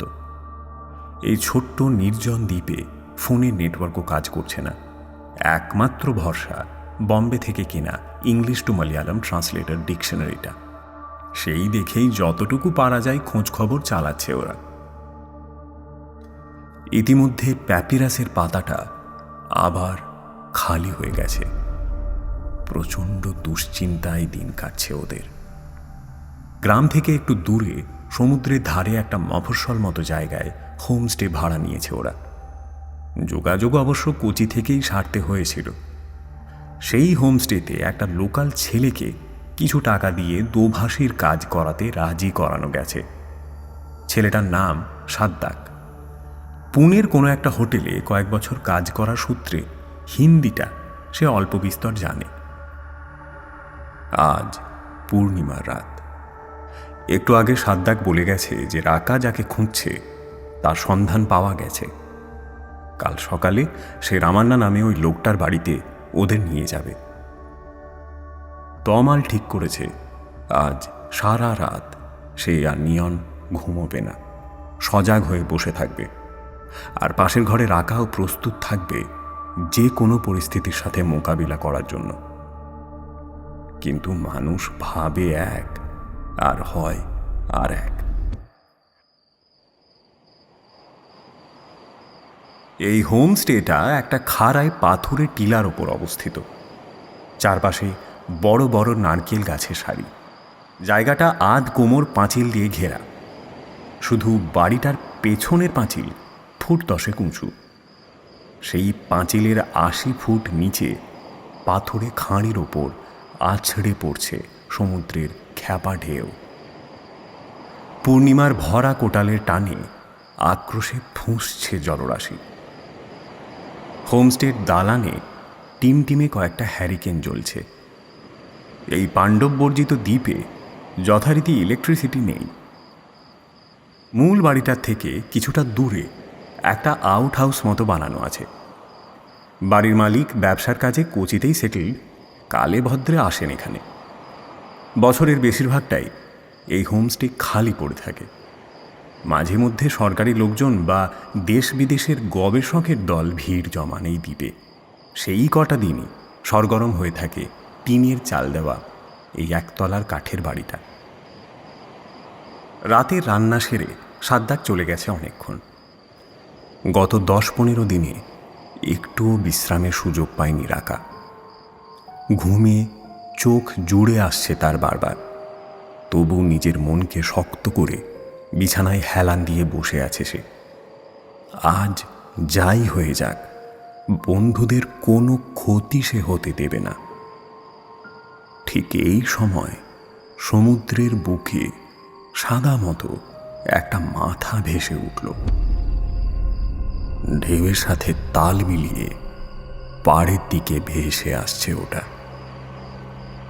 জ্যোৎস্না রাতের চাঁদের আলোয় মাঝে মধ্যে দৃশ্যমান হচ্ছে সাদা ব্যান্ডেজের মতো কাপড়ে মোড়া একটা দেহ। ধীরে ধীরে পাঁচিলের নিচে খাড়ায় পাথর বেয়ে উঠে আসছে সেই নরকের দূত। 4 হাত পায়ে বেয়ে মাকড়সার মতো ক্ষিপ্র গতিতে খাড়া পাঁচিল টপকে হোমস্টের অন্ধকার বাগানে প্রবেশ করে সেই শয়তান। গত কদিন অসময়ে খেয়ে এবং প্রায় না ঘুমিয়ে তমালের শরীরটা ম্যাজ ম্যাজ করছিল। বার কয়েক বমিও করেছে সে। এখন ওর দরকার একটা টানা ঘুম, কিন্তু তার উপায় নেই। অস্থির হয়ে ঘরেই পায়চারি করছিল তমাল। নিয়ন বলল, আমি তো ঘরেই আছি, তুই বাইরে গিয়ে একটু ঠান্ডা হাওয়া খেয়ে শরীরটা ভালো লাগবে। প্যাপিরাসের পাতাটা রাকার ঘরে। হ্যারিকেনের স্বল্প আলোয় ওটার দিকে এক দৃষ্টে চেয়ে বসে আছে রাকা। রাত তখন 12টা হবে। হঠাৎ রাকা খেয়াল করে 1-2 করে হায়ারোগ্লিফ নকশা ফুটে উঠছে সেই প্যাপিরাসের ওপর। আর থাকতে পারে না রাকা। রাগে ক্ষোভে পাগল প্রায় হয়ে দেশলাই জেলে প্যাপিরাসটাকে পোড়াতে যায় সে। কিন্তু কোনো এক আশ্চর্য উপায়ে দেশলাইয়ের কাঠি একবারও জ্বলে না। তারপর হ্যারিকেনের আগুনে প্যাপিরাসটাকে ধরে সে দেখে সেটা একটুও পুড়ছে না। অথচ কাগজটা এত গরম হয়েছে যেন কাগজ না, এক টুকরো উত্তপ্ত লোহা ধরে আছে সে। রাকা আর সহ্য করতে পারে না। তার আঙুল পুড়তে শুরু করেছে এবার। নিষ্ফল আক্রোশে সে দূরে ছুঁড়ে ফেলে দেয় সেই অভিশপ্ত প্যাপিরাসটাকে। যত নষ্টের মূল এটা! যেদিন থেকে ওদের জীবনে এসেছে একটা একটা করে অঘটন ঘটেই যাচ্ছে। প্যাপিরাসটা দূরে বারান্দার কোণে হাওয়ায় ভেসে উড়ে যায়। তখনও তার হলদে সাদা পৃষ্ঠায় অশরীরী কলমের আঁচড়ে ফুটে উঠছে একটা একটা অক্ষর, যার বাংলা করলে দাঁড়ায় অম্বু, সিন্ধু, মৌল, অর্থাৎ জল, সমুদ্র। পর্যায় সারণীর অনেক মৌল বা এলিমেন্টের মধ্যে নিয়নও তো একটি মৌল। বিপদ যে আসতে চলেছে রাকা তার আভাস পায়। নিয়নদের সতর্ক করে দিতে হবে। দ্রুত নিজের ঘর থেকে বেরিয়ে পাশের ঘরের দিকে পা বাড়ায় সে। কিন্তু এ কি, ঘর যে একদম খালি। দরজাটা হাট করে খোলা, নিয়ন বা তমাল কারও দেখা নেই। হঠাৎ রাকার ষষ্ঠ ইন্দ্রিয় জানান দেয় ঠিক তার পেছনে কোনো এক অপ্রাকৃত অস্তিত্বের উপস্থিতি। সেই অশরীরীর হিম শীতল নিঃশ্বাসের স্পর্শে ঘাড়ের রোমগুলো খাড়া হয়ে যায় রাকার। মনে জোর নিয়ে পেছনে ফিরে দেখে সাদা ব্যান্ডেজে মোড়া 10 ফুট লম্বা একটা বিশালাকার মমি ঘাড় কাত করে মরার মতো এক দৃষ্টে চেয়ে আছে ওর দিকে। মমিটার গা থেকে তখনও ঝরছে বিন্দু বিন্দু জলকণা। অদূরে আধো চাঁদের আলোয় পাঁচিলের দিকটা স্পষ্ট দেখা যাচ্ছে। সেই উঁচু পাঁচিলের ওপর সমুদ্রের দিকে মুখ করে মন্ত্রমুগ্ধের মতো দাঁড়িয়ে আছে নিয়ন। রাকা চিৎকার করে ওঠে। নিয়নের সামনে গভীর খাদ। দামাল সমুদ্রের উঁচু ঢেউগুলো একটার পর একটা আছড়ে পড়ছে পাথরের গায়ে। এত উঁচু থেকে সেখানে পড়লে মৃত্যু নিশ্চিত। রাকার চিৎকারেও নিয়নের হুঁশ ফেরে না। মহাসমুদ্রের অতল জলরাশি হাতছানি দিয়ে ডাকছে তাকে। মৃত্যুর সেই অমোঘ আকর্ষণ প্রতিহত করা এক কথায় অসম্ভব। এদিকে মমিটা তার ব্যান্ডেজের ফাঁক দিয়ে বের করে ফেলেছে একটা লকলকে পিচ্ছিল জিভ। সেই রক্তমাখা জিভে কিলবিল করছে সাদা কালো পোকার ঝাঁক। রাকার কপাল স্পর্শ করছে সেই রসালো পোকাওয়ালা জিভটা। আজই কি তাহলে তার শেষ দিন?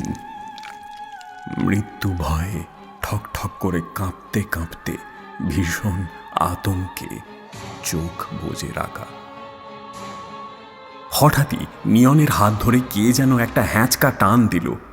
সরু পাঁচিলের ওপর টাল সামলাতে না পেরে বাগানের দিকে নরম মাটিতে পড়ে গেল। মমিটা কিছু একটা আন্দাজ করতে পেরেছে। আজ রাকা তার শিকার নয়। রাকাকে ছেড়ে কি একটা মন্ত্র বিড়বিড় করতে করতে নিয়নের দিকে এগিয়ে গেল সেটা। ঠিক তখনই কোথা থেকে উড়ে আসা একখণ্ড কালো মেঘে ঢাকা পড়ল চাঁদের মুখ। আর সেই অন্ধকারে অশরীরী মমির মন্ত্রপুত আত্মা একটা নিষ্ফল আক্রোশে মিলিয়ে গেল হাওয়ায়। পরক্ষণে একটা শেয়ালের গগনভেদী অপ্রাকৃত গর্জন ভেসে এলো সমুদ্রের ঢেউয়ের সাথে। বাইরে অঝোরে বৃষ্টি শুরু হয়েছে। উপকূল জুড়ে বইছে পশ্চিমী ঝঞ্ঝা। তমালের কোনো দেখা নেই। এই ঝড় বাদলে অন্ধকারে নিয়নকে একা ফেলে তাকে কোথায় কোথায় খুঁজবে রাখা। অতএব ভোর হওয়া অবধি অপেক্ষা করা ছাড়া আর কোনো উপায় নেই। তবে ভরসা একটাই যে তমালের মৃত্যু নিদান এত তাড়াতাড়ি আসার কথা নয়। নিয়নের অর্ধচেতন ভারী শরীরটাকে ঘরে বয়ে এনেছে লম্বা চওড়া এক অজ্ঞাত পরিচয় ব্যক্তি। আজ নিয়নের জীবনদাতা এই আধবুড়ো লোকটাই। রাকা ফ্লাস্কে রাখা কফিটা জোর করে খাওয়ানোর চেষ্টা করছে নিয়নকে।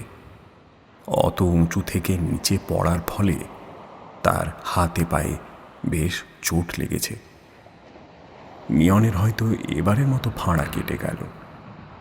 তবে কি পরের পূর্ণিমায় রাকার পালা, নাকি অন্য কোনো ছক কষে আবার ফিরে আসবে ওই মৃত্যুরূপী মমি? ঘরের কোণে একটা বেতের মোড়ায় জুলজুল চোখ করে বসে আছে সেই আধবুড়ো লোকটা। মুখ ভর্তি কাঁচা পাকা গোঁপদাড়ির জঙ্গল, দৃষ্টি কেমন উদ্ভ্রান্তের মতো। পাগল টাগল না তো? ভয়ে রাকা কিছু জিজ্ঞেসও করতে পারছে না। অথচ ইনি না থাকলে নিয়নকে আজ হয়তো বাঁচানোই যেত না। একটা কাপে কিছুটা কফি ঢেলে লোকটার দিকে এগিয়ে দেয় রাকা।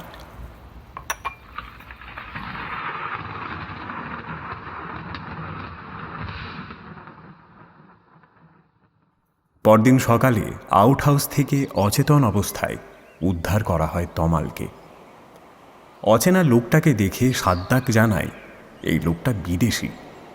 অনেকদিন আগে কোনো এক জাহাজ ডুবিতে সর্বস্ব খুইয়ে আশ্রয় নেয় এই দ্বীপে। মাথা খারাপ আছে বুড়োর, কারো সাথে কথা বলে না। বাইরের লোক দেখলেই তাদের পিছু নেয় আর এই গেস্ট হাউসের আশেপাশে ঘুরঘুর করে। নিয়ন এখন অনেকটাই সুস্থ। তমালেরও জ্ঞান ফিরেছে। রাকার কেন জানে না মনে হয়েছে এই আগন্তুক ওদের কোনো অনিষ্ট করবে না। তাই সাদ্দাক লোকটাকে দূর দূর করে তাড়াতে চাইলেও রাকা বাধা দিয়েছে তাকে। সাদ্দাককে বলেছে লোকটাকে এবেলা পেট ভরে খেতে দিতে। এদিকে সাদ্দাক খবর এনেছে যে গতকাল রাত থেকে রামান্না জেলে সপরিবারে আরও ৩-৪টে জেলে পরিবারের সাথে নিরুদ্দেশ হয়ে গেছে মাঝ সমুদ্রে। গতকাল বিকেলে মাছ ধরতে গিয়েছিল ওরা। গাঁয়ের লোকেদের ধারণা গত রাতের তুমুল ঝড়ঝঞ্ঝায় নৌকা ডুবি হয়ে সকলেই মরেছে। কিন্তু তমালরা জানে এটা নিছক কোনো দুর্ঘটনা নয়। কালকের প্রায় মুঠোয় আসা শিকার ফসকে যাওয়ায় হয়তো ওই মমির নিষ্ঠুর প্রতিহিংসার শিকার হয়েছে ওই নিরীহ অসহায় মানুষগুলো। দুপুরে লাঞ্চের পর ওরা ৩ জন বাগানে এসে বসে। চোখের সামনে এক এক করে সমস্ত পথ বন্ধ হয়ে যাচ্ছে। যে কারণে এত কষ্ট করে এই দ্বীপে আসা সবটাই ব্যর্থ হতে চলেছে। জীবন মরণের মাঝে এক অদৃশ্য সুতোয় ঝুলছে ওদের প্রাণ। গতকালে সেই ভয়ঙ্কর অভিজ্ঞতার পর ৩ জনেই এখন মানসিক ও শারীরিকভাবে দুর্বল। প্যাপিরাসের পাতাটা দালানের এক কোণে অবহেলিত হয়ে পড়ে আছে। সেদিকে কারোর আর আগ্রহ নেই। ভাগ্যদেবতার হাতে নিজেদের জীবন সঁপে দিয়ে মরণের দিন গুনছে ওরা। কাল যে প্রচণ্ড শক্তিশালী শয়তানকে তারা দেখেছে, সেই অসম শক্তির সাথে লড়াই করার মতো ক্ষমতা ওদের নেই। নিজেদের মধ্যে এসব নিয়েই আলোচনা করছিল ওরা। নিয়ন উদাস দৃষ্টিতে তাকিয়ে আছে আকাশের দিকে। এমন সময় সেই আগন্তুক বুড়ো রাকাদের কাছে ছুটে আসে। দালানে পড়ে থাকা প্যাপিরাসের পাতাটার দিকে ইঙ্গিত করে পরিষ্কার ইংরেজিতে জিজ্ঞেস করে, এই জিনিস তোমরা কোথায় পেলে? চমকে ওঠে ওরা। বুড়োকে সব কথা খুলে বলতেই সে কিছুক্ষণ চুপ করে বসে থাকে। রাকা বলে, সব কিছুই তো শুনলেন। আমরা কাল পরশুর মধ্যেই যে যার বাড়ি ফিরে যাব ঠিক করেছি। শেষ কটা দিন মা বাবার কাছে কাটাতে চাই।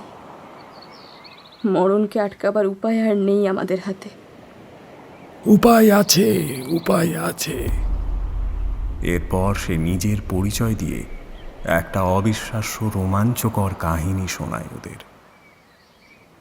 তোমরা আজ আমায় যেরকম দেখছো, আমি সেরকম ছিলাম না। প্যারিসের এক ধনী ফরাসি পরিবারের ছেলে আমি। আমার নাম ডক্টর রবার্ট মোনেট। আমি পেশায় একজন আর্কিওলজিস্ট।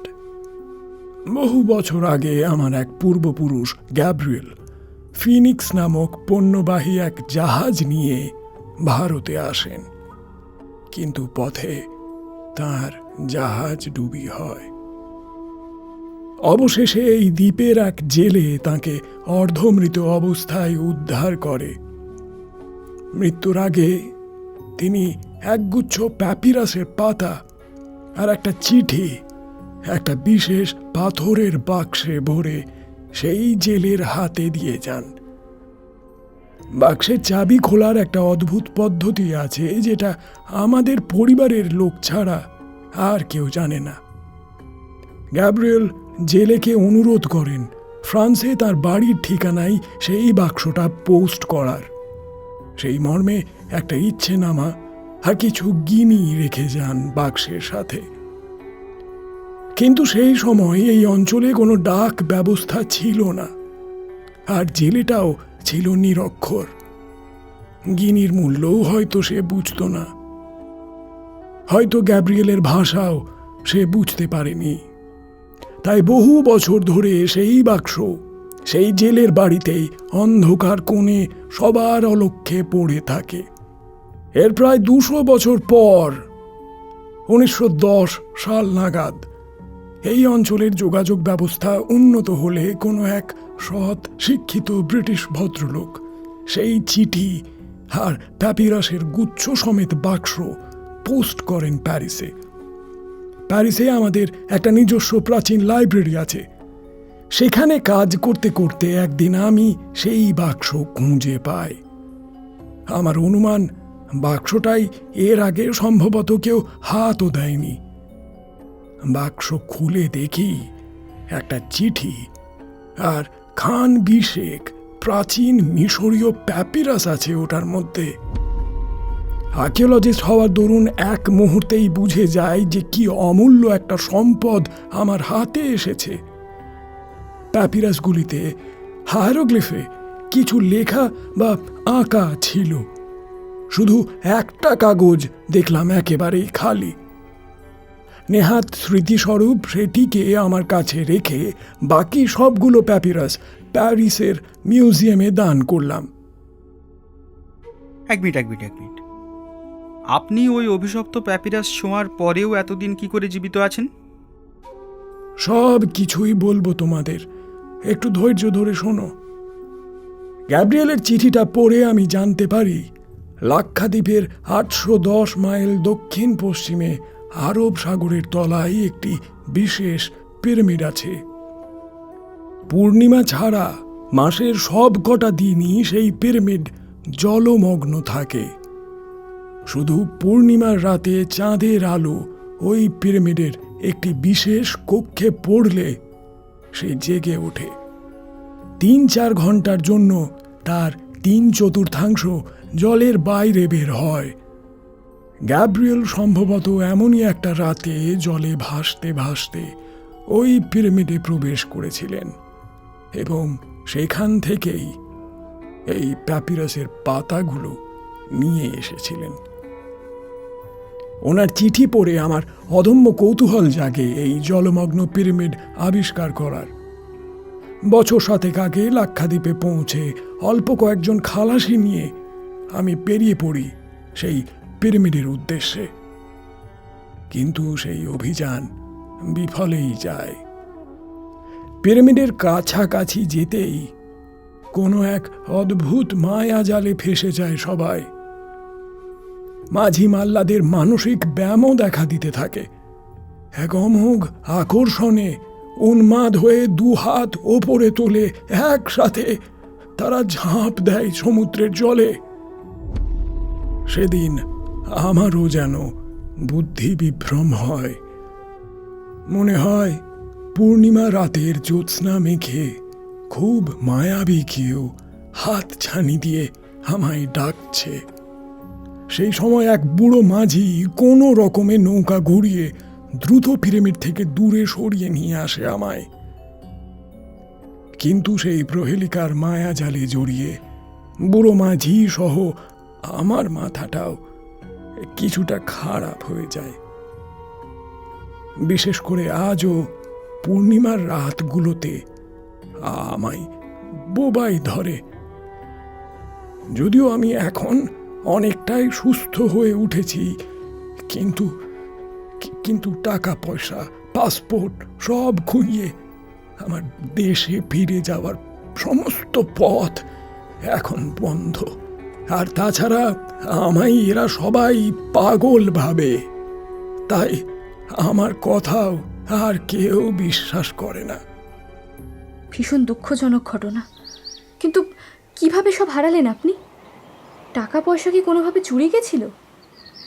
এখানে আসার পর থেকে মালাপ্পা নামক এক স্থানীয় জেলে আমায় অনেক সাহায্য করেছিল। মালাপ্পাকে বিশ্বাস করে আমার সুটকেস, টাকা পয়সা সবই ওর কাছেই রেখে গেছিলাম আমি। পিরামিড থেকে যখন ফিরে আসি তখন আমি উন্মাদ। গত বছর মালাপ্পা মারা গেছে। এই মালাপ্পার ছেলে হলো রামান্না। যতদিন মালাপ্পা বেঁচে ছিল আমার জিনিস সুরক্ষিতই ছিল, আর তারপরে এই লোভী রামান্না আমার সব কিছু নিয়ে পালিয়ে যায়। জানো জানো আমার আমার বই পড়ার খুব নেশা ছিল। একটা বইয়ের ভাঁজেই এই প্যাপিরাসের পাতাটা আমি রেখে দিয়েছিলাম। তখনও বুঝিনি ওরা আমার এমন ক্ষতি করে দেবে। আমার জন্যেই আজ তোমাদের এত বড় বিপদ। আমি তোমাদের যথাসাধ্য সাহায্য করব এই বিপদ থেকে উদ্ধার পাওয়ার।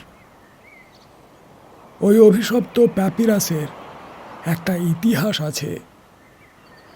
গ্যাব্রিয়েলের পাঠানো বাকি 19টা প্যাপিরাস পড়ে আমি জানতে পেরেছিলাম এক অভাগা রাজকন্যের করুণ কাহিনী। সেই মিশরীয় রাজকন্যের অতৃপ্ত প্রেতাত্মাই আঘাত করছে তোমাদের উপর।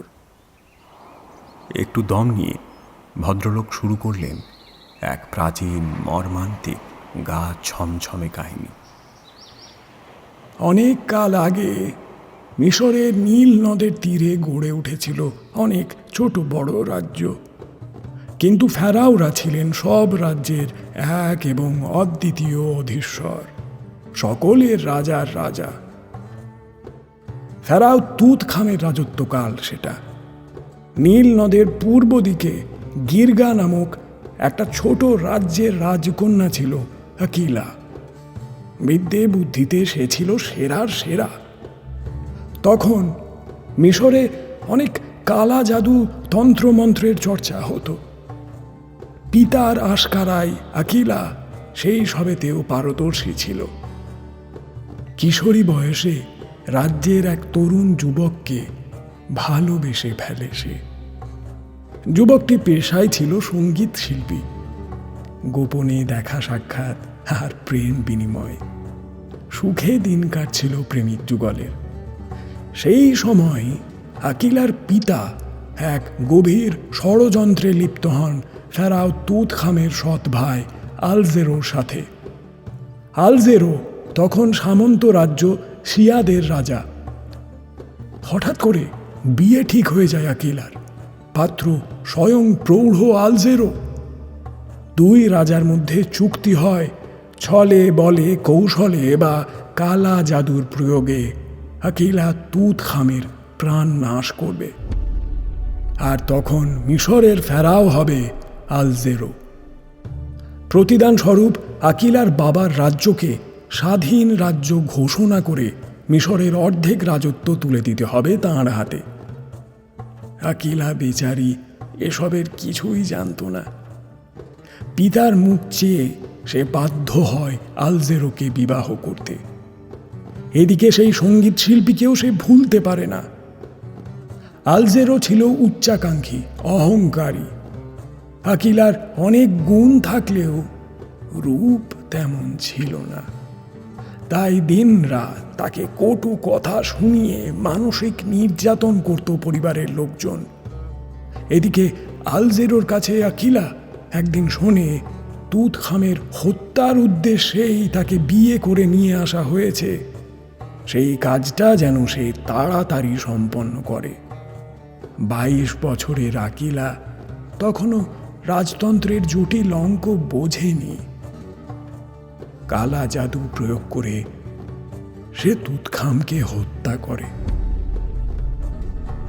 আলজেরো ফেরাও হয়ে সিংহাসনে বসে প্রথম যে কাজটি করে তা হল তুতখামকে হত্যা করার অপরাধে আকিলাকে দোষী প্রমাণ করে বিচারে মৃত্যুদণ্ড দেওয়া।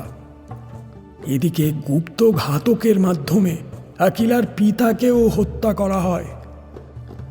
বিচারে ঠিক হয় আকিলাকে তিলে তিলে কষ্ট দিয়ে মারা হবে। এর দুটো কারণ ছিল। প্রথমত, আলজেরো জানতে পেরে গেছিল যে আকিলা অন্য পুরুষে আসক্ত, আর দ্বিতীয়ত তার মনেও ভয় ছিল যে কোনোদিন তার উপরেই মায়াবিনী আকিলা কালা জাদু প্রয়োগ করে তাকে হত্যা না করে ফেলে। এক পুরোহিতের বিধান মেনে আকিলার জাদুর তেজ কমানোর জন্য তাকে 5 বার 5 রকমভাবে মারার চেষ্টা করা হয়। ততদিনে আকিলা নিজের দুর্ভাগ্যের ইতিহাস লিখে রেখেছে প্যাপিরাসের পাতায়।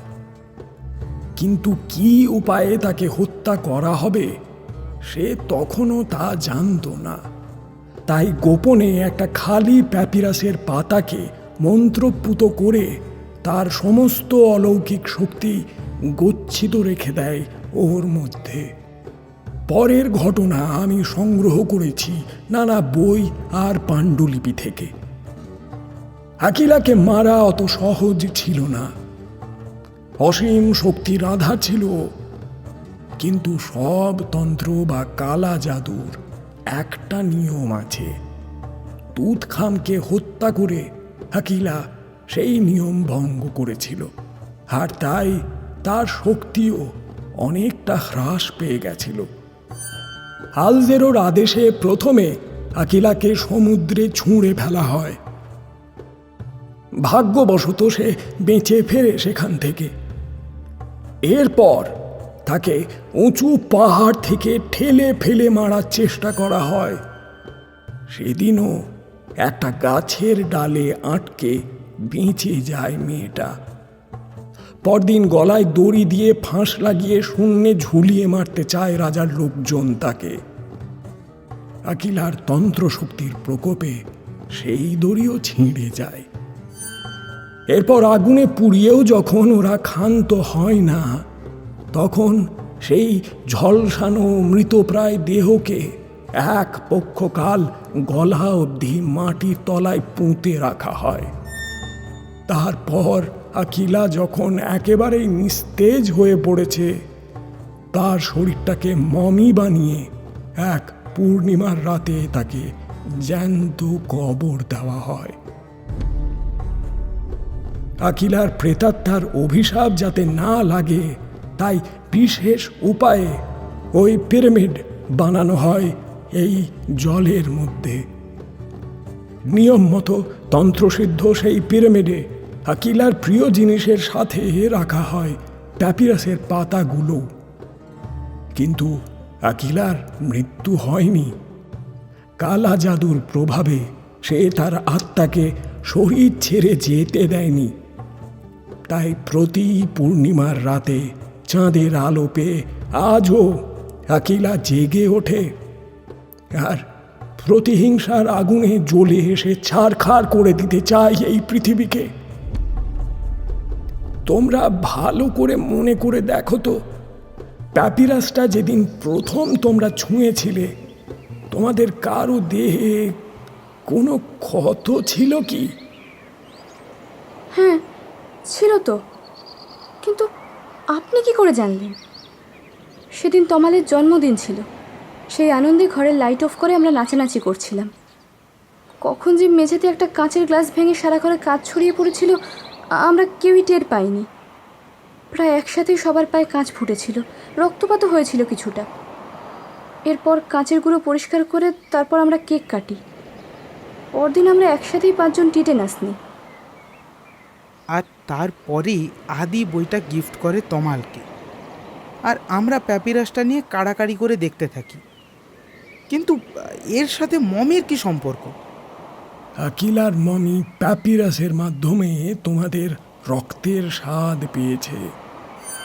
তোমরা কাঁচ পরিষ্কার করার সময় হোক বা অন্য কোনোভাবে নিজের নিজের রক্ত স্পর্শ করেছিলে, আর তাড়াহুড়োই হয়তো ভালো করে হাত না ধুয়েই ওই প্যাপিরাস হাতে নিয়েছিলে। তাই আকিলার দুষ্ট প্রেতাত্মা তোমাদের এক এক করে নিজের কাছে ডেকে নিচ্ছে। আবার আকিলার শুভ সত্তায় তোমাদের বিপদ থেকে বাঁচানোর জন্য প্যাপিরাসের খালি পাতায় আগেই সংকেত দিয়ে সাবধান করে দিচ্ছে তোমাদের।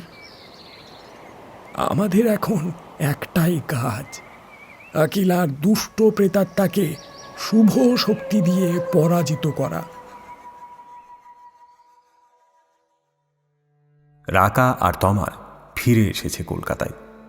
নিয়ন গেছে আসাম। ডক্টর মোনেট ওদের সাহায্যে ফিরে যেতে পেরেছেন ফ্রান্সে।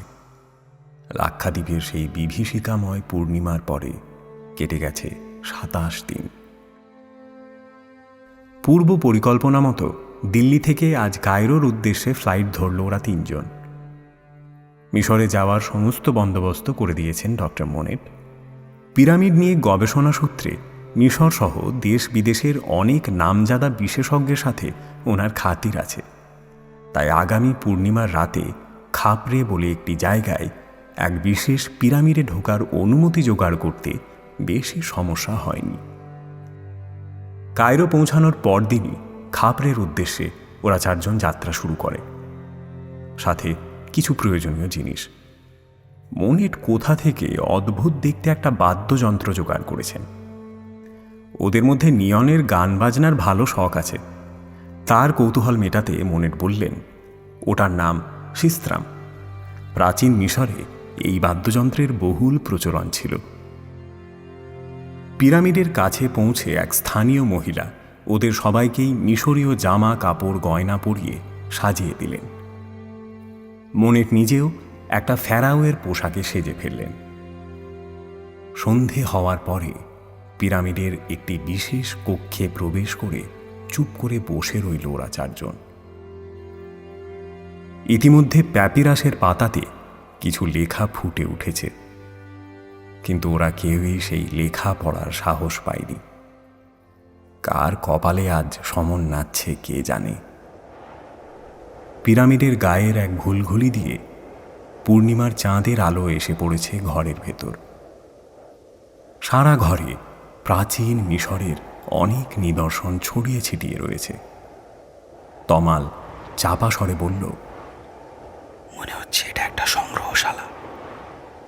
মোনেট শিখিয়ে দিয়েছেন রাকাদের ঠিক কি কি করতে হবে। রাত তখন বেশ গভীর। হঠাৎ ঘরে একটা ওষুধ গন্ধ পেতেই স্নায়ু টান টান হয়ে গেল। সামনের ছোট ঘুলঘুলিটা দিয়ে একটা সরু ব্যান্ডেজের কাপড় ঝুলে পড়েছে নিচে।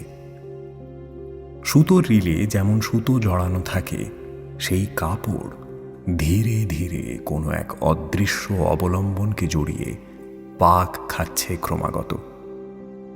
একটা মমির অবয়ব ফুটে উঠছে ঘরের কোণে। সাদা কাপড়ে মোড়া সেই অশরীরই যেন কতগুলো ভাঙা টুকরো দিয়ে তৈরি। হাত, পা, মুখ, ঘাড় সবই আঁকা বাঁকা। ঘর ঘর শব্দ বেরোচ্ছে তার ভাঙা গলা চিড়ে। মুখের একাংশের কাপড় খুলে গিয়ে বেরিয়ে পড়েছে দগ্ধ পোড়া বিভৎস একটা গাল। ঠোঁট বেয়ে ঝরে পড়ছে কালচে তরল। মমিটার একটা চোখ খুলে এসেছে কোটর থেকে, আর সেখানে কিলবিল করছে সাদা কালো এক প্রকার পোকা। উচ্চতায় সেই অশরীরী 10 ফুটের মতো লম্বা। টলমল পায়ে সে এগিয়ে আসছে ওদের দিকে। রাকার বুক ঢিপ ঢিপ করছে। পূর্ণিমার চাঁদের আলোটা মিশরের মরুভূমি অঞ্চলে ভয়ঙ্কর তীব্র। মনিট বলেছেন এই মমির তন্ত্রশক্তির আধার হলো চাঁদের আলো, আর সেই আলোই সর্বশক্তিমান হয়ে নখ দাঁত বের করে মমির অশরীরী এগিয়ে আসছে আরও কাছে। সময় বড় কম। এক্ষুনি কাজ শুরু করতে না পারলে মৃত্যু নিশ্চিত। রাকা তাকায় মনিটের দিকে, আর তাঁর ইশারায় সবাই এবার নাটকটা শুরু করে দেয়। মুখে কেউ কোনো কথা বলছে না, কারণ মিশরীয় ভাষা কেউ জানে না, আর অন্য ভাষায় সংলাপ বললে ধরা পড়ে যাবে তারা। সবার প্রথমে নিয়ন সেই সিস্ত্রাম নামক বাদ্যযন্ত্রটা আনাড়িভাবে বাজাতে শুরু করল। মনিট বলেছেন এই যন্ত্রটা বাজাতো আকিলার প্রেমিক। আজ প্রায় 3000 বছর পর আকিলার প্রেত আবার শুনতে পেল সেই সিস্ত্রামের ধ্বনি। থমকে গেল সে। একটু যেন ঘাবড়ে গেছে মমি। স্থির হয়ে দাঁড়িয়ে এক দৃষ্টে সে দেখছেন নিয়নকে। আজকের এই নাটকে রাকা অভিনয় করছে রাজকন্যা আকিলার চরিত্রে, আর নিয়ন তার সঙ্গীত শিল্পী প্রেমিকের ভূমিকায়। তমাল সেজেছে দুষ্টু রাজা আলজেরো, আর ডক্টর মনিট আছেন ফেরাও তুত খামের চরিত্রে। ঠিক তখনই রাকা দৌড়ে গিয়ে নিয়নকে জড়িয়ে ধরে প্রেম নিবেদন করে। অভিনয়ের মাধ্যমে ফুটিয়ে তোলে প্রেমিকের প্রতি তার ভালোবাসা। পরের দৃশ্যে দেখা যায় আলজেরো জোর করে আকিলাকে ছিনিয়ে নিয়ে যাচ্ছে ওর প্রেমিকের কাছ থেকে। এবার আকিলা আলজেরোর নির্দেশ মতো তুত খামের কাছে যায়, কিন্তু এখানে ঘটনা অন্যদিকে মোড় নেয়। বাস্তবে যা ঘটেছিল সেটা বদলে শুরু হয় এক অন্য রূপকথার গল্প।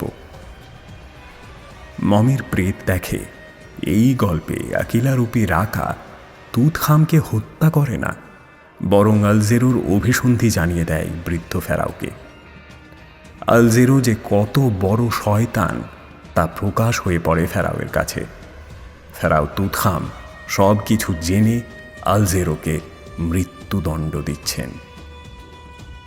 তারপর আকিলার প্রেম পূর্ণতা পাচ্ছে ফেরাও তুত খামের দরবারে। হয়তো মৃত্যুর পরে এটাই আকিলার আফসোস ছিল যে কেন সে বোকার মতো আলজেরোকে তার নোংরা পরিকল্পনায় সাহায্য করেছিল। তুত খামকে মারার বদলে তাকে সব সত্যি কথা বলে দিলে হয়তো এভাবে তাকে অকালে মরতে হতো না। আকিলার মমি স্তব্ধ হয়ে যায়, আর তারপর বসে পড়ে মাটিতে। প্রবল যন্ত্রণায় সে চিৎকার করে ওঠে। তার অশরীরী হাহাকারে প্রলয় নেমে আসে পৃথিবীর বুকে। মিশরের মরুভূমিতে সেই প্রেতের বিলাপ ধ্বনিতে ওঠে প্রচণ্ড বালির ঝড়। রাকা আর নিয়ন আলিঙ্গনাবদ্ধ অবস্থাতেই টের পাচ্ছে ভয়ে তাদের হৃৎপিণ্ড গলার কাছে উঠে এসেছে। থরথর করে কাঁপছে দুজন, তবু মুখে টু শব্দটি করছে না। ডক্টর মনিট বারবার বলে দিয়েছেন কোনো অবস্থাতেই ওরা যেন কোনো কথা না বলে। আওয়াজ না করলে সেই প্রাচীন পরিবেশ আকিলাকে বিভ্রান্ত করবে। একটু ভুল হলেই মমি টের পেয়ে যাবে যা ঘটছে সেটা ভ্রম মাত্র। আকিলাকে কোনোভাবেই তার দুর্বলতার জায়গা থেকে সরিয়ে আনলে চলবে না। একটা ভুল মানে সকলের প্রাণ সংশয়। তমাল একটা সিন্দুকের পেছনে মরার মতো পড়ে আছে। যদিও অভিনয়, কিন্তু কে জানে আকিলার প্রেত ওকে সত্যিকারের আলজেরো ভেবে যদি ঘাড় মোটকে দেয়। শুধু ফেরাওরূপী মনের প্যাপিরাসের গুচ্ছটা হাতে নিয়ে অতি সন্তর্পণে এগিয়ে যাচ্ছেন মমিটার দিকে। মমির জান্তব আওয়াজ এখন ক্রন্দনে পরিণত হয়েছে। সেই 19টি প্যাপিরাস গুচ্ছ থেকে পরপর এক অদ্ভুত সুরে মিশরীয় ভাষায় ডক্টর মনির পড়ে যেতে থাকেন আখিলার নিজের লেখা আত্মজীবনীর কাহিনী। এক সময় ওরা সবাই অবাক হয়ে দেখে কোথায় মমি ওদেরই বয়সী একটা ফুটফুটে মেয়ে মাথায় মুকুট আর গায়ে অলংকার পরে দাঁড়িয়ে আছে ঘরের কোণে।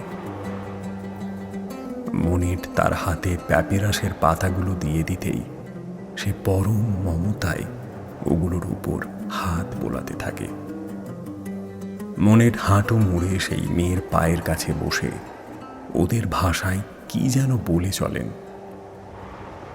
মেয়েটা একবার শান্ত দৃষ্টিতে তমাল, রাকা আর নিয়নের দিকে তাকায়, আর তারপর ম্লান হাসি হেসে চাঁদের আলোর দিকে হাত বাড়ায়। একসময় বালির ঝড় থেমে যায়। পূর্ণিমার চাঁদের আলো আরো তীব্র হয়ে ভাসিয়ে দিয়ে যায় পিরামিডের কক্ষ। সেই চোখ ধাঁধানো আলোয় ওরা দেখে আকিলার আত্মা ধোঁয়ার মতো কুণ্ডলি পাকিয়ে বেরিয়ে যাচ্ছে ঘুলঘুলি দিয়ে। কক্ষে পড়ে থাকে সাদা মলিন হয়ে যাওয়া একতাল ব্যান্ডেজের মতো কাপড়। ভোরের আলো ফুটছে নীল নদের দেশে। মনেট শহর আকাদের গাড়িটা মরুভূমির মধ্যে দিয়ে হু হু করে ছুটে চলেছে। রাস্তার দুপাশে মাঝে মধ্যেই চোখে পড়ছে বড় মেজ ছোট পিরামিডগুলির গগনচুম্বী ত্রিকোণ মাথা। কায়রোতে আরও কটা দিন কাটিয়ে ওরা বম্বে ফিরে যাবে। 3 মাস ল্যাবে যেতে পারেনি, অনেক কাজ জমে গেছে। হোটেলে পৌঁছে ডক্টর মনিরকে জড়িয়ে ধরে ওরা 3 জন। পরম স্নেহে মনির ওদের মাথায় হাত বুলিয়ে দেন। নিয়ন একটু ভয়ে ভয়ে প্রশ্ন করে, ডক্টর মোনেট, ওই অভিশপ্ত প্যাপিরাসটার কি হলো? ওটা আর কোনো ক্ষতি করবে না তো? আকিলার আত্মা ওই সব কটি প্যাপিরাসই ফেরত পেয়ে গেছে। আমি ওই 19টি প্যাপিরাসের মাঝে মন্ত্রপুত খালি পাতাটাও গুঁজে দিয়েছিলাম। সুতরাং আর ভয়ের কিছু নেই। ওই প্রেতাত্মার সাথে আপনি কি কথা বলছিলেন? আমি ওকে বোঝাচ্ছিলাম যে ওর কষ্ট আমরা বুঝি। এভাবে প্রতিশোধের আগুনে জ্বলে তার নিজের আত্মাকেই কষ্ট দিচ্ছে। আমি জানি মানুষ অন্যায় করেছে ওর সাথে, কিন্তু ও তো নিজে ভালো মানুষ ছিল। ওর সেই শুভ আত্মাকে আহ্বান করছিলাম আমি। সমগ্র মানবজাতির হয়ে ক্ষমা ভিক্ষা চাইছিলাম ওর কাছে। আসলে আকিলাদের মতো প্রেতাত্মা নিজের মতোই ঘুমিয়ে থাকে নিজের পিরামিডের আধারে। আমরাই আমাদের লোভ আর কৌতূহল বশত হানা দিই ওদের পরলোক জগতে। ওদের একান্ত ব্যক্তিগত প্রিয় জিনিসগুলো কবর থেকে খুঁড়ে বের করে প্রদর্শন করে বেড়াই সারা পৃথিবীর সামনে।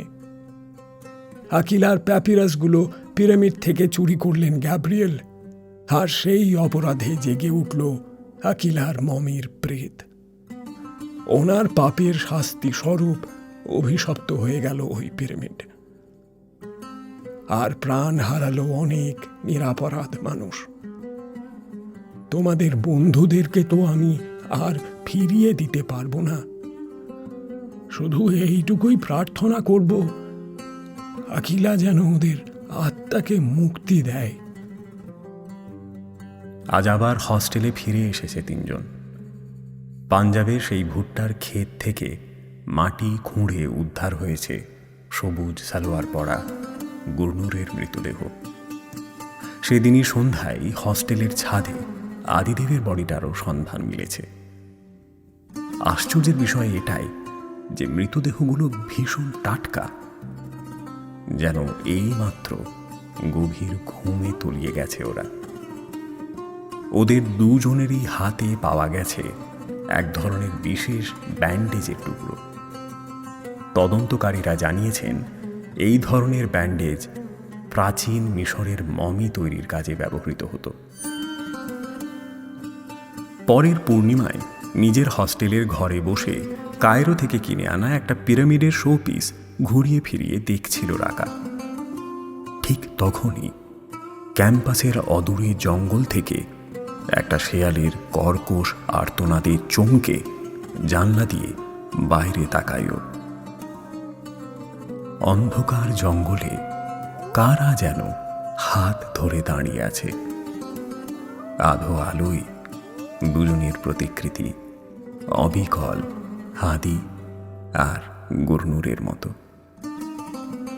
কিন্তু ওদের মাঝখানে আদি আর গুরনুরের হাত ধরে যে ছায়ামূর্তি দাঁড়িয়ে আছে, কে ও?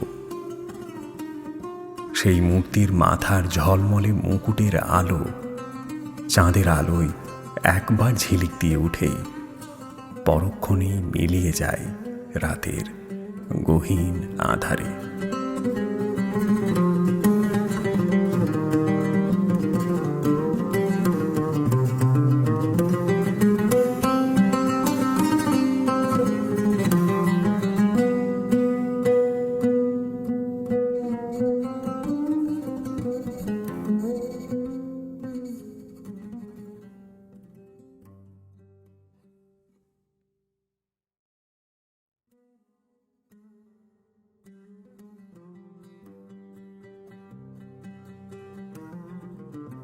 শুনলেন দীপাশ্রী সাঁতরার কাহিনী অভিশপ্ত প্যাপিরাস।